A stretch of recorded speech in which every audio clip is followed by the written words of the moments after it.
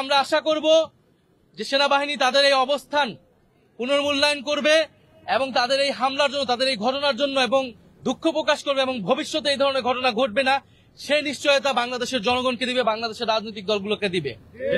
আর জাতীয় পার্টি বিষয়ে আমাদের অবস্থান খুবই সুস্পষ্ট।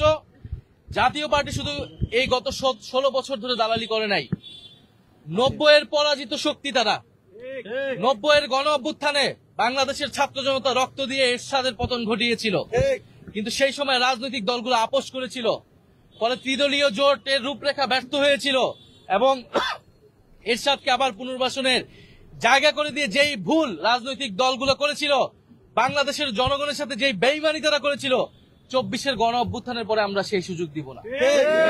আওয়ামী লীগ, জাতীয় পার্টি এবং আওয়ামী লীগের সাথে সহযোগী যত দোসর রয়েছে এবং যারা আওয়ামী লীগকে আবার পুনর্বাসনের চেষ্টা করবে, তাদের সবাইকে বাংলাদেশের মাটি থেকে বিতাড়িত করা হবে এবং বাংলাদেশে আদালতে তাদেরকে বিচারের আওতায় আনা হবে। এর কোনো বিকল্প নাই।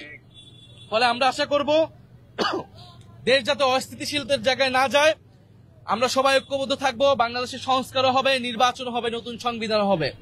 এটা জনগণের প্রতি আমাদের প্রতিশ্রুতি। সকল রাজনৈতিক দলের প্রতি আমাদের আহ্বান থাকবে যে আপনারা দেশের এই পরিস্থিতিতে ঐক্যবদ্ধ থাকুন। এমন কোন শক্তিকে সহায়তা করবেন না, সমর্থন দিবেন না যারা বাংলাদেশের গণতন্ত্রের জন্য হুমকি স্বরূপ। অনেক রক্তের বিনিময়ে, অনেক সংগ্রামের বিনিময়ে আমরা আজকের এই পরিস্থিতিতে এসেছি। আমরা নুরুল হক নূরের সুস্থতা কামনা করি এবং এই ঘটনার সুষ্ঠু তদন্তর মাধ্যমে বিচার হবে, এটা আমরা প্রত্যাশা করছি। অবশ্যই আমরা মনে করি জাতীয় পার্টির কোনো অধিকার নাই বাংলাদেশের রাজনীতি করার। ঘোষণাপত্র সহ অন্তর্বর্তী সরকার বিভিন্ন জায়গায় বলেছে 3টি নির্বাচন অবৈধ। ফলে এই 3টি নির্বাচনকে বারবার বৈধতা দিয়েছে কারা? জাতীয় পার্টি। এই ফ্যাসিবাদকে টিকিয়ে রাখতে সহায়তা করেছে জাতীয় পার্টি। বাংলাদেশের জনগণের বিপক্ষে অবস্থান নিয়েছে তারা।